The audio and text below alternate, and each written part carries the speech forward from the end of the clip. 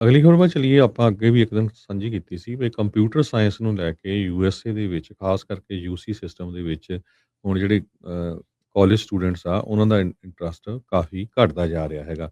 UC system ਦੇ ਵਿੱਚ 6% ਘੱਟ ਐਨਰੋਲਮੈਂਟ ਹੋਈ ਹੈ ਕੰਪਿਊਟਰ ਸਾਇੰਸ ਦੀ ਡਿਗਰੀਜ਼ ਦੇ ਵਿੱਚ ਇਸ ਸਾਲ।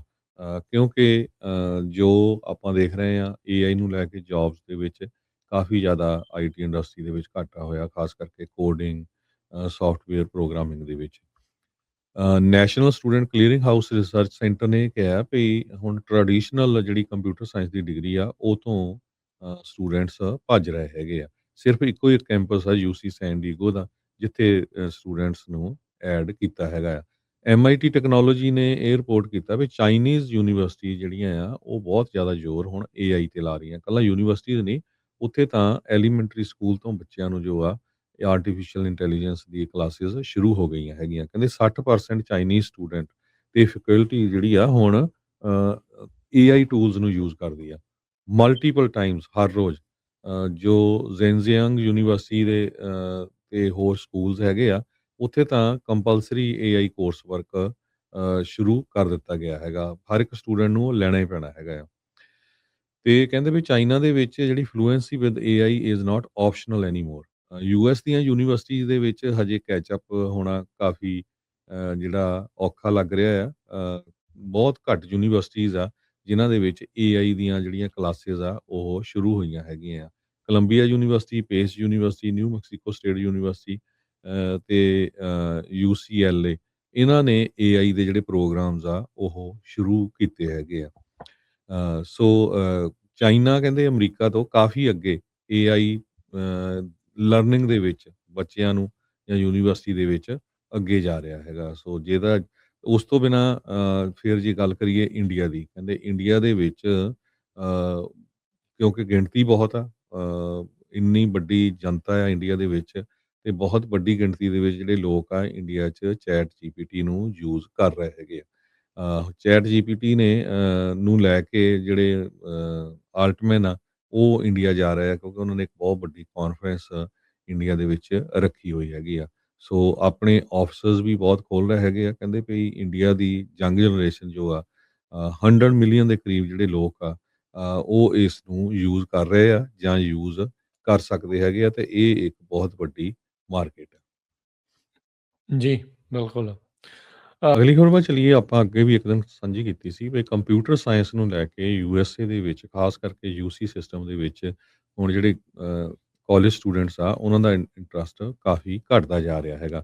ਯੂਸੀ ਸਿਸਟਮ ਦੇ ਵਿੱਚ 6% ਘੱਟ ਐਨਰੋਲਮੈਂਟ ਹੋਈ ਹੈ ਕੰਪਿਊਟਰ ਸਾਇੰਸ ਦੀ ਡਿਗਰੀਜ਼ ਦੇ ਵਿੱਚ ਇਸ ਸਾਲ। ਕਿਉਂਕਿ ਜੋ ਆਪਾਂ ਦੇਖ ਰਹੇ ਹਾਂ ਏਆਈ ਨੂੰ ਲੈ ਕੇ ਜੌਬਸ ਦੇ ਵਿੱਚ ਕਾਫੀ ਜ਼ਿਆਦਾ ਆਈਟੀ ਇੰਡਸਟਰੀ ਦੇ ਵਿੱਚ ਘਾਟਾ ਹੋਇਆ, ਖਾਸ ਕਰਕੇ ਕੋਡਿੰਗ ਸੌਫਟਵੇਅਰ ਪ੍ਰੋਗਰਾਮਿੰਗ ਦੇ ਵਿੱਚ।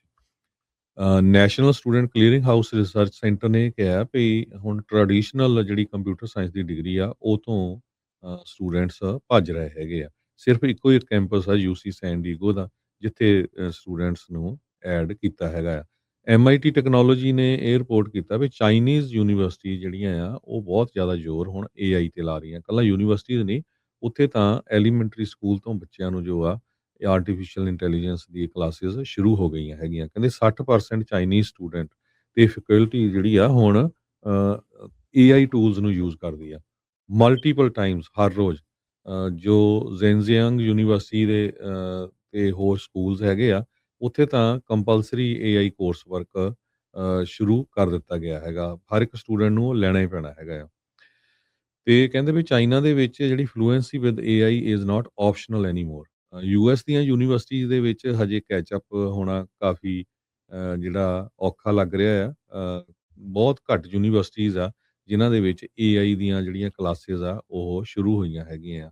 ਕੋਲੰਬੀਆ ਯੂਨੀਵਰਸਿਟੀ, ਪੇਸ university, new Mexico state university ਤੇ ਯੂਸੀਐਲਏ, ਇਹਨਾਂ ਨੇ ਏਆਈ ਦੇ ਜਿਹੜੇ ਪ੍ਰੋਗਰਾਮਸ ਆ ਉਹ ਸ਼ੁਰੂ ਕੀਤੇ ਹੈਗੇ ਆ। ਸੋ ਚਾਈਨਾ ਕਹਿੰਦੇ ਅਮਰੀਕਾ ਤੋਂ ਕਾਫੀ ਅੱਗੇ ਏਆਈ ਲਰਨਿੰਗ ਦੇ ਵਿੱਚ ਬੱਚਿਆਂ ਨੂੰ ਜਾਂ ਯੂਨੀਵਰਸਿਟੀ ਦੇ ਵਿੱਚ ਅੱਗੇ ਜਾ ਰਿਹਾ ਹੈਗਾ। ਸੋ ਜਿਹਦਾ ਉਸ ਤੋਂ ਬਿਨਾਂ ਫਿਰ ਜੇ ਗੱਲ ਕਰੀਏ ਇੰਡੀਆ ਦੀ, ਕਹਿੰਦੇ ਇੰਡੀਆ ਦੇ ਵਿੱਚ ਕਿਉਂਕਿ ਗਿਣਤੀ ਬਹੁਤ ਆ, ਇੰਨੀ ਵੱਡੀ ਜਨਤਾ ਆ ਇੰਡੀਆ ਦੇ ਵਿੱਚ ਤੇ ਬਹੁਤ ਵੱਡੀ ਗਿਣਤੀ ਦੇ ਵਿੱਚ ਜਿਹੜੇ ਲੋਕ ਆ ਇੰਡੀਆ 'ਚ ਚੈਟ ਜੀਪੀਟੀ ਨੂੰ ਯੂਜ਼ ਕਰ ਰਹੇ ਹੈਗੇ ਆ। ਚੈਟ ਜੀਪੀਟੀ ਨੇ ਨੂੰ ਲੈ ਕੇ ਜਿਹੜੇ ਆਲਟਮੈਨ ਆ, ਉਹ ਇੰਡੀਆ ਜਾ ਰਹੇ ਆ ਕਿਉਂਕਿ ਉਹਨਾਂ ਨੇ ਇੱਕ ਬਹੁਤ ਵੱਡੀ ਕਾਨਫਰੰਸ ਇੰਡੀਆ ਦੇ ਵਿੱਚ ਰੱਖੀ ਹੋਈ ਹੈਗੀ ਆ। ਸੋ ਆਪਣੇ ਆਫਿਸਰਸ ਵੀ ਬਹੁਤ ਖੋਲ੍ਹ ਰਹੇ ਹੈਗੇ ਆ। ਕਹਿੰਦੇ ਵੀ ਇੰਡੀਆ ਦੀ ਯੰਗ ਜਨਰੇਸ਼ਨ ਜੋ ਆ 100 ਮਿਲੀਅਨ ਦੇ ਕਰੀਬ ਜਿਹੜੇ ਲੋਕ ਆ ਉਹ ਇਸ ਨੂੰ ਯੂਜ਼ ਕਰ ਰਹੇ ਆ ਜਾਂ ਯੂਜ਼ ਕਰ ਸਕਦੇ ਹੈਗੇ ਆ ਤੇ ਇਹ ਇੱਕ ਬਹੁਤ ਵੱਡੀ ਮਾਰਕੀਟ ਹੈ।